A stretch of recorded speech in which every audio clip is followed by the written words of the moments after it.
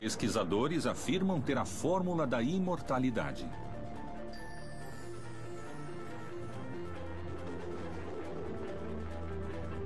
Os cientistas acreditam que a tecnologia levou a humanidade a prolongar cada vez mais sua existência biológica.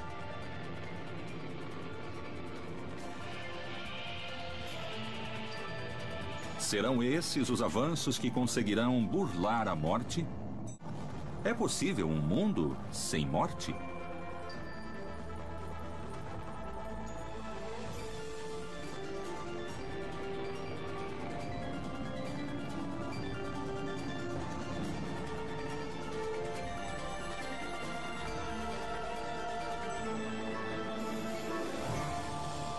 Vida eterna. Para alguns, a morte é o objetivo para o qual nascemos. A velhice é parte de nossa condição humana. Mas há pesquisadores que acreditam romper com esse paradigma, e eles estão dispostos a mudar um ciclo vital finito por um infinito.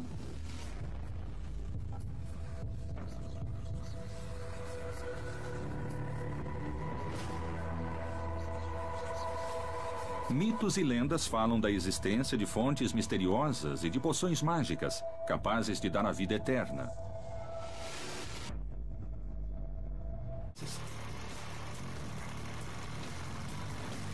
A obsessão da humanidade por descobrir o segredo da imortalidade parecia não conhecer limites.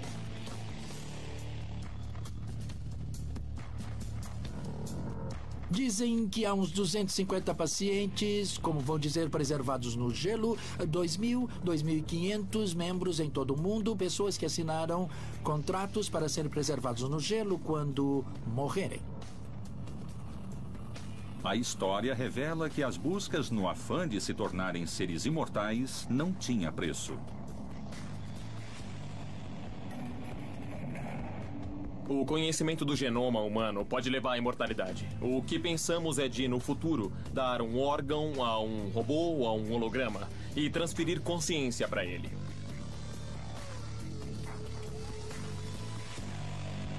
O importante para cada pessoa, no fim das contas, não é quantos anos vivemos, mas de que maneira vivemos. Será que iríamos desfrutar da imortalidade e também ser saudáveis? Será que chegaria algum momento que pediríamos para morrer?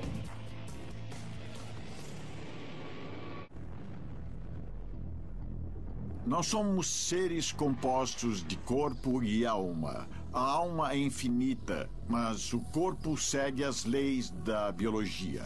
Dessa forma, como nós dizemos que todo ser vivo nasce, cresce, se reproduz e morre, isso também diz respeito ao ser humano quanto à sua corporeidade. É natural ser mortal? Um grupo de pesquisadores questiona a morte. Desde sempre nós sabemos que o ser humano sempre deseja a imortalidade. Por isso, a maioria das crenças religiosas nos vendem alguma coisa para depois da morte. As primeiras formas de vida nasceram para viver e não para morrer. O propósito da vida é a vida e não a morte. A natureza humana busca a vida. Por que existe o envelhecimento? O envelhecimento é uma enfermidade ou não? Não, acredito que a velhice não seja uma doença. Em biologia existem duas definições. Senescência, que corresponde ao processo de envelhecimento natural, e senilidade, que corresponde ao envelhecimento patológico, cujo danos à saúde e maus hábitos podem levar a isso. O envelhecimento, na verdade, é uma enfermidade, como tantas outras enfermidades de que os humanos padecem. Mas o interessante é que é uma enfermidade curável. A velhice não pode ser considerada uma doença, é apenas um sintoma, um sinal de envelhecimento, um sinal de que o organismo não está bem, de que o organismo está falhando em alguma coisa, que sua nutrição não está correta. Podemos ver isso como uma alteração. Não chega a ser uma doença, mas é uma alteração química, elétrica e funcional do ser humano que sofre um desgaste, muitas vezes desproporcional de acordo com sua idade cronológica. Conforme diz o ditado popular, quanto mais tempo uma pessoa vive, mais sabedoria ela adquire. Isso pressupõe pensar o envelhecimento justamente como parte do processo vital.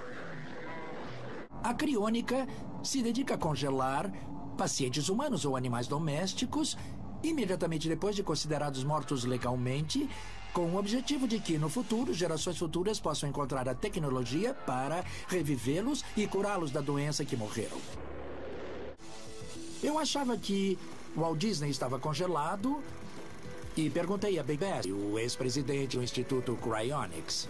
E ele me disse que eu estava mal informado, que o túmulo dele estava no lugar determinado na Califórnia, eu acho. E o que fez surgir o boato de que ele estaria congelado foi ele ter mostrado interesse naquele momento pela criopreservação e ter feito algumas averiguações, mas acabou tudo por aí. Quando se consegue manipular a vida e a morte, é rompido o limite natural do universo. Até onde está disposta a chegar a ciência?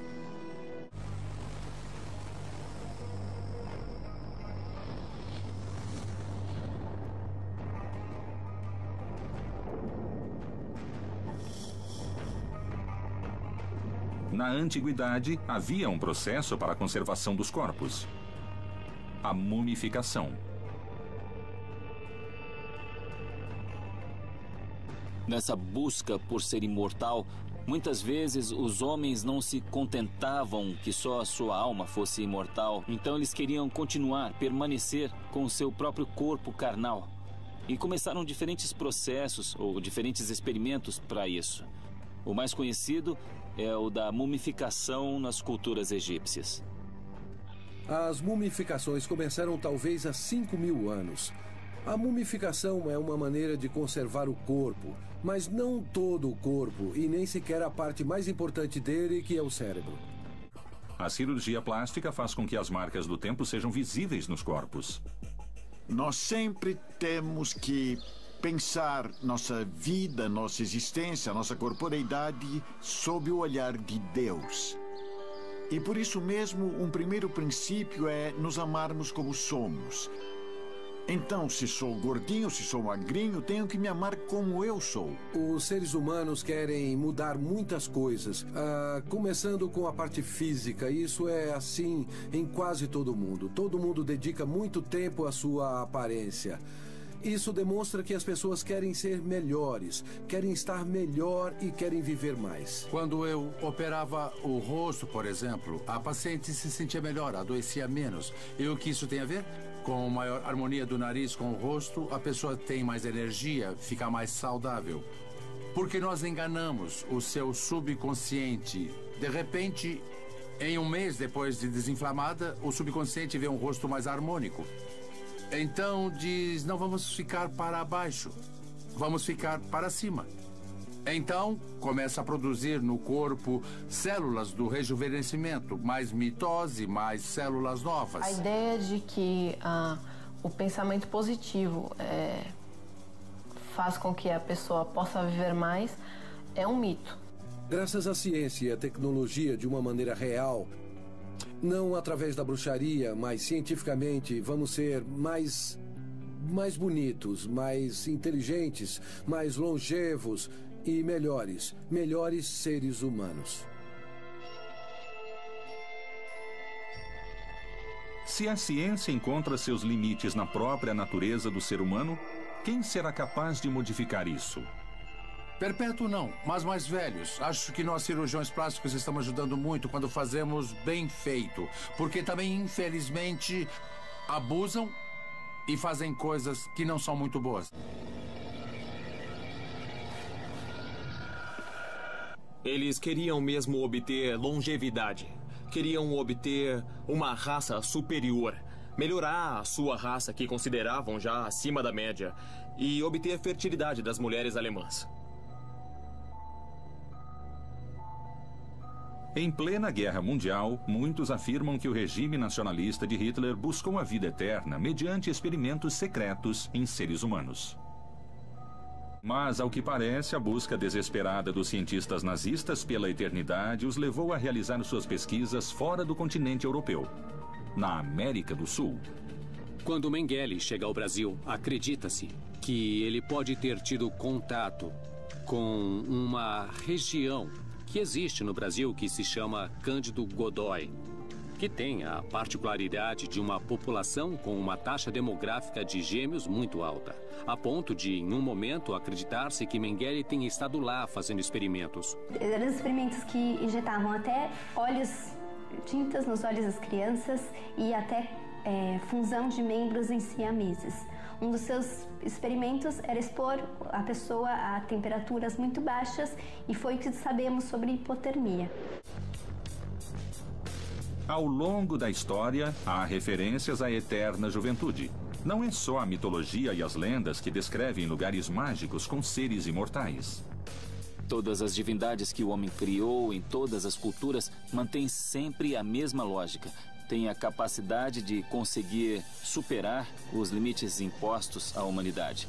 E o limite mais importante que o homem tem é a ideia de que vamos morrer. O sentido da criação da divindade tem a ver com isso, com a possibilidade de colocar em algum lugar o nosso desejo, que é o de não morrer. Dizem que há já 4 dias Lázaro estava morto. Dizem que, inclusive, cheirava mal, tinha entrado em processo de decomposição. Removeram a pedra que tampava a sua tumba e ele saiu de lá caminhando. Esse é um dos milagres mais contundentes por parte do Senhor Jesus. Para podermos entender que se trata de algo divino que aconteceu a um homem, basta que nós observemos o relato da chamada ressurreição de Lázaro. Só pode ressuscitar um humano que morreu, alguém que não é humano. Nos escritos religiosos, a imortalidade era, em muitas ocasiões, algo estranho, divino. Hoje, é a ciência que parece ser a responsável por nos abrir o caminho para a vida eterna. Há algumas pessoas que dizem que a morte é necessária para dar sentido à vida. Se alguém diz que a morte é necessária, então que morra de uma vez. Uma parte da ciência começa a dar os primeiros passos e, com ela, parece existir um caminho muito claro para se chegar à imortalidade. A medicina ortomolecular é uma ferramenta a mais para prolongar a vida, para obter longevidade. A medicina ortomolecular busca a reconstituição para que o corpo se mantenha depurado, se mantenha balanceado, se revitalize e, assim, consiga ter mais bem-estar. Não há doenças, somente deficiências nutricionais de vitaminas, minerais e aminoácidos. Se você supre a deficiência, reativa a função.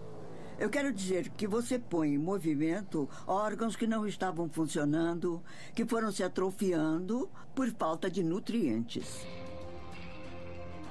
O novo horizonte desbravado por Linus Pauling, criador da medicina ortomolecular, afirma que o meio ambiente afeta as moléculas e, portanto, o corpo do homem. Acho que viemos de um paradigma médico da medicina sabe? Sempre estamos ante uma doença. Por isso os médicos receitam anti-inflamatórios, antibióticos, antitérmicos. E esse novo paradigma é um paradigma pró da possibilidade que o organismo tem de se desintoxicar, se balancear e se revitalizar. Quer dizer que a medicina ortomolecular vai na raiz, na origem do problema, onde começou esse desequilíbrio, que substância está faltando, que órgão está se atrofiando para reativá-lo. A medicina ortomolecular traz uma vida mais plena ao homem? Para reverter o envelhecimento e alcançar a vida eterna, o principal seria o sangue, que leva os nutrientes a todas as células do organismo, permitindo sua sobrevivência. Bem, o sangue é um tecido na realidade. Ele é muito importante no sentido em que leva o oxigênio dos nossos pulmões e é bombeado pelo coração e leva o oxigênio, os nutrientes de todas as nossas células, ou seja, é o combustível que nos alimenta continuamente. Sangue é água com células diluídas. Sua função é levar nutrientes, hormônios e gases aos tecidos. Eu comparo o sangue com o universo. Ele é essa interconexão. O sangue conecta todo o nosso corpo.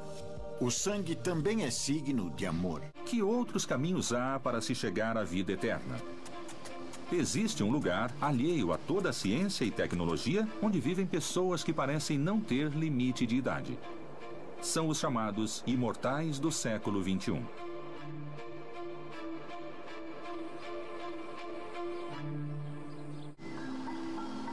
Vilcabamba, Equador. Em Vilcabamba, um povoado no Equador, América do Sul, a vida parece não ter fim.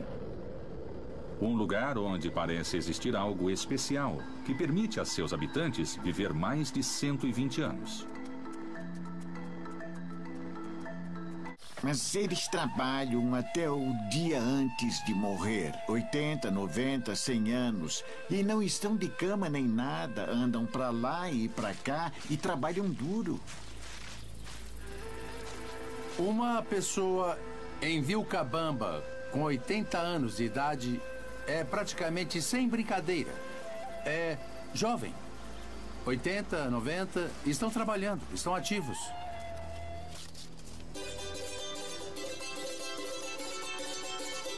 Eu sempre vivi muito saudável, nunca fiquei doente, vivi sempre trabalhando.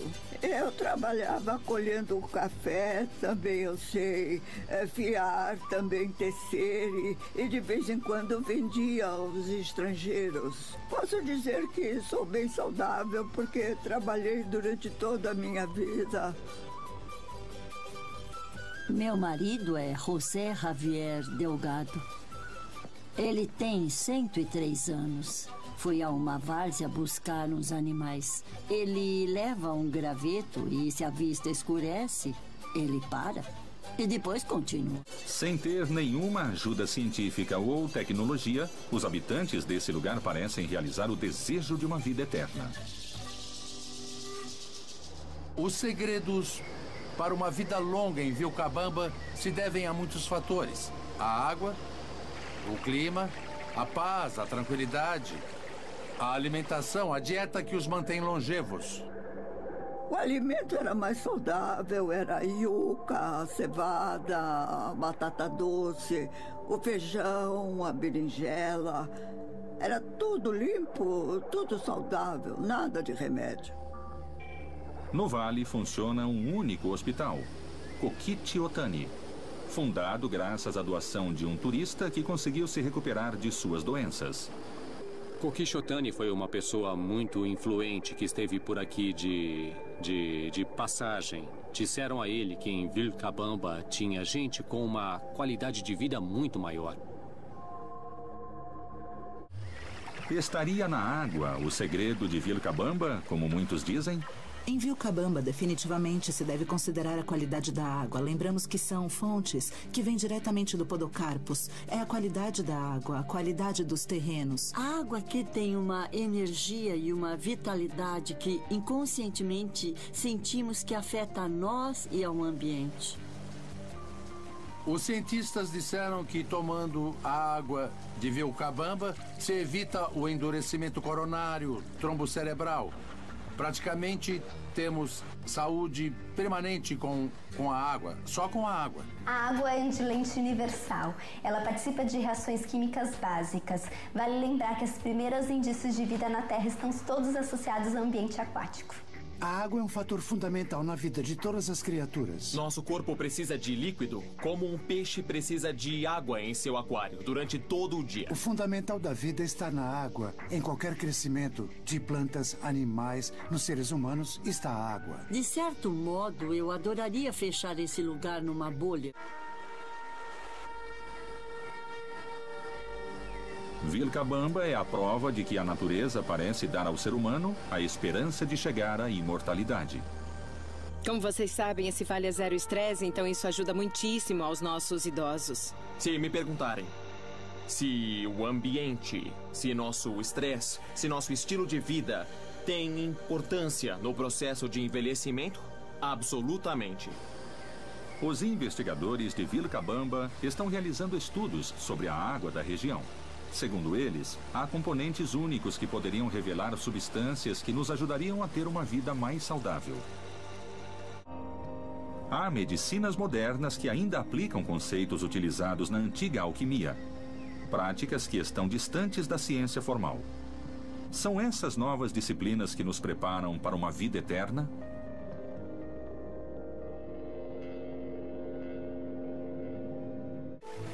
Assim como a água, a boa alimentação cumpre um papel central no sistema genético e no metabolismo do envelhecimento. Mas isso é suficiente? A América Latina sofre de deficiências nutricionais por maus hábitos. Maus hábitos nutricionais. Comemos a primeira coisa que encontramos para nos saciar. As pessoas comem para se saciar e não para se nutrir. Então o que temos é o combustível errado. A alimentação é a chave para nos convertermos em imortais? Grupos de pessoas que consomem determinadas dietas teriam como resultado uma maior expectativa de vida?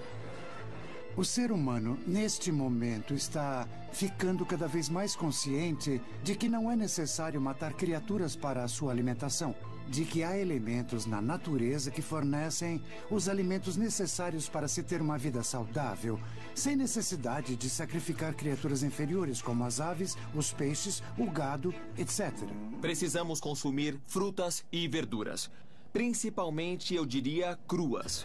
Principalmente de várias cores. A medicina começa na cozinha.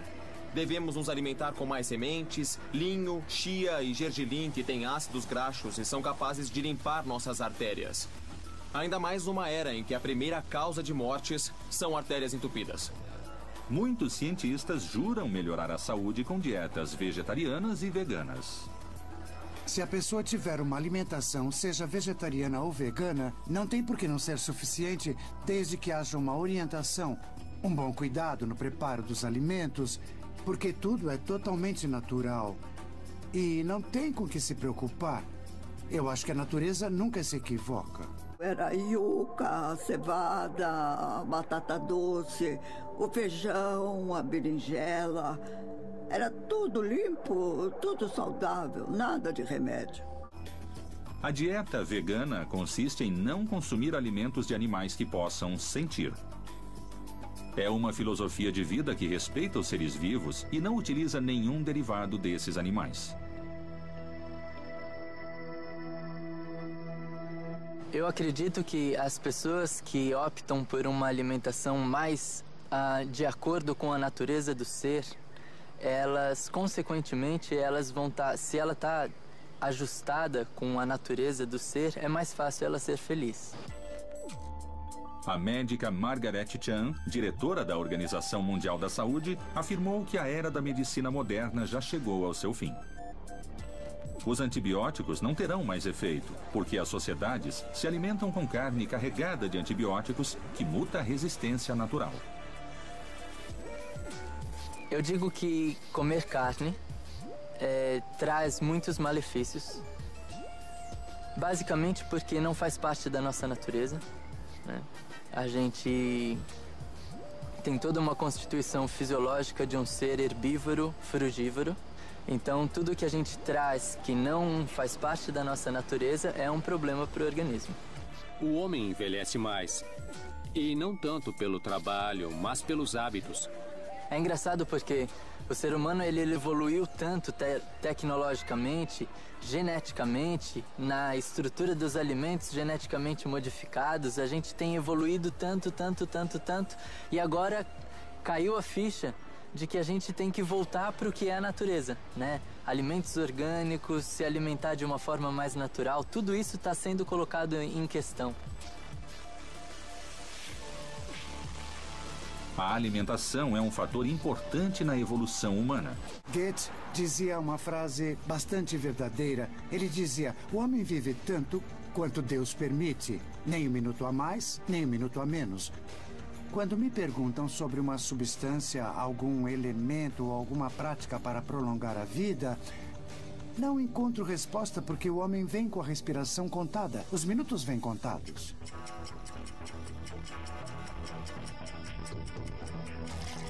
Há líquidos, alimentos, energia que o corpo consome para se manter vivo. Cientistas afirmam que a chave da vida plena está na alimentação. Mas existem pessoas que dizem viver sem comida, alimentando-se só de energia. São os chamados prânicos ou respiratorianos. Não se pode ser um respiratoriano e ingerir líquidos.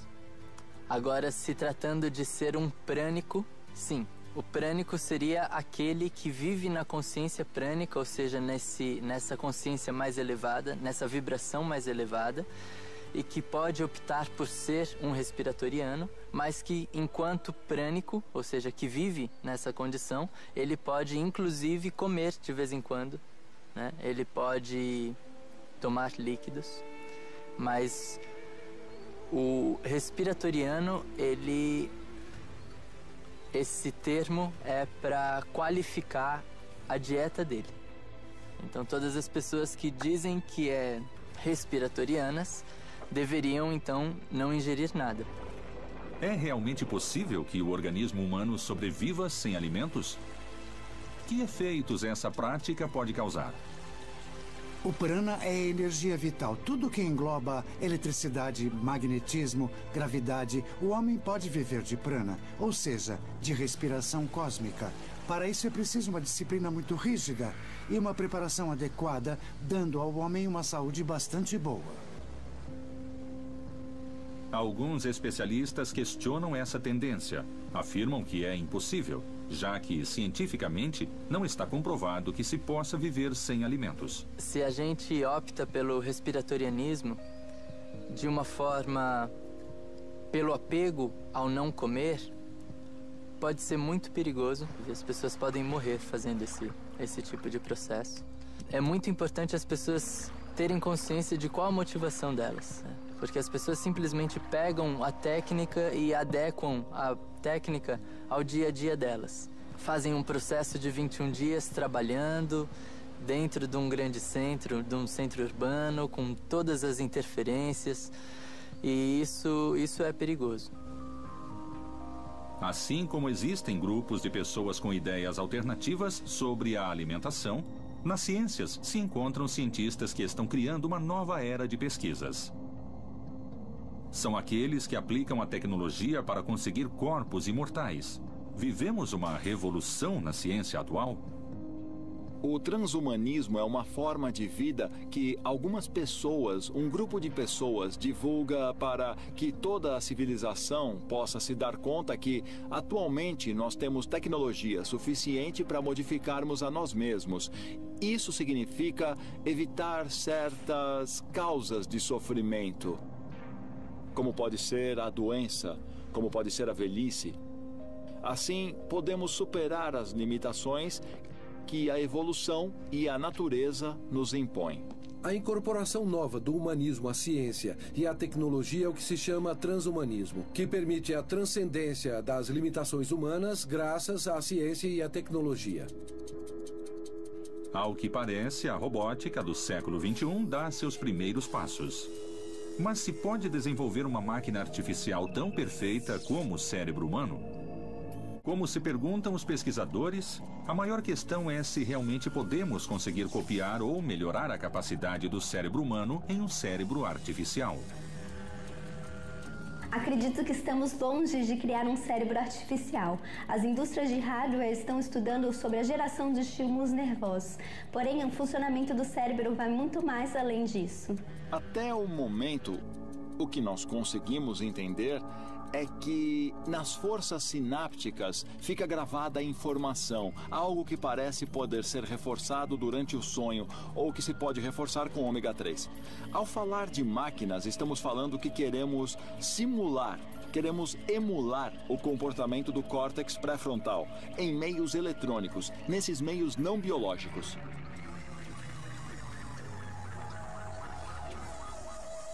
E você pode descarregar o seu cérebro num computador. Hoje, um sistema de computação pode ter a capacidade de um instante cerebral, mais ou menos. Mas em 20 e 30 anos, acredita-se que com a velocidade em que avança, um computador vai ter a capacidade de um ser humano. Componentes artificiais podem substituir os componentes naturais?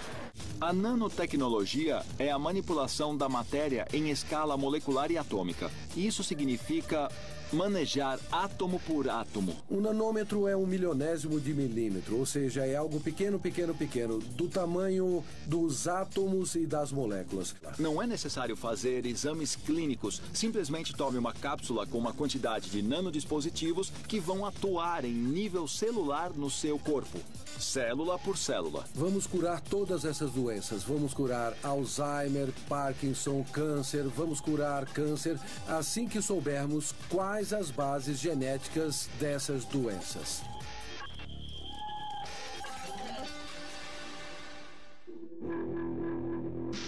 Outra corrente tecnológica que une seus esforços para alcançar a imortalidade é a chamada biotecnologia.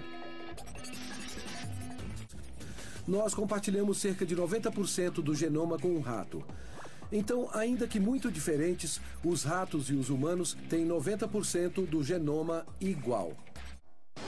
Não se pode ser um respiratoriano e ingerir líquidos. Agora, se tratando de ser um prânico, sim. O prana é energia vital. O homem pode viver de prana, ou seja, de respiração cósmica, que dá a ele uma saúde bastante boa. Acredito que a ciência e a tecnologia, como toda a criação humana, basicamente são imprevisíveis. Eu acredito no poder da imprevisibilidade. Ou seja, creio que tudo que pensamos hoje do que será o futuro não é o futuro. O futuro, quando chega, já é outra coisa. Sabe, a história nos mostra que tudo o que pensamos que aconteceria aconteceu depois de outra maneira. A tecnologia é muito importante. Temos visto grandes avanços na saúde, temos visto avanços em muitos aspectos da vida do ser humano. Mas a eternidade não se consegue com essas tecnologias, nem com outras medicinas, nem com a dieta vegetariana. O que se busca é uma vida saudável. É manejar aquelas coisas que se alinham com a saúde, para que o ser humano tenha boa saúde. Com respeito ao projeto Avatar 2045, sabe-se de um excêntrico milionário russo, Dmitry Itskov, que projeta num futuro próximo, consideramos que 2045 em ciência é muito próximo, poder realizar uma descarga da consciência em um corpo robotizado, em um holograma, em uma cópia de um mesmo ser não biológico. Há muitos, entre os quais eu me incluo, que acreditam que a única forma do ser humano do futuro poder manter-se vai ser com a tecnologia que criou. Com seu corpo biológico não será possível. Mesmo sendo um paradoxo, a vida nos vive. Nós somos, de algum modo, objetos dessa vida. O ano de 2045 seria o fim da imortalidade. O início de uma era que traria sérios conflitos, superpopulação e escassez de recursos. Para muitos, um mundo de nascimentos infinitos sem nenhuma morte traria um desequilíbrio de habitantes. Podemos enfrentar essa mudança social e filosófica? Seres ilimitados em um planeta limitado? Imortalidade levaria à superpopulação mundial. Acredito que o país já está lotado. Faltaria ainda mais alimentos e água e aumentaria mais ainda a miséria. A segregação entre classes sociais também acredito que aumentaria. Nós já temos a vida eterna desde o momento em que somos criados. Um possível mundo sem mortes abre novas questões para a humanidade. Mas, sobretudo, parece ampliar o horizonte das ciências e das religiões na busca de quem somos. Será um novo olhar sobre a origem da vida, uma vida cada vez mais eterna.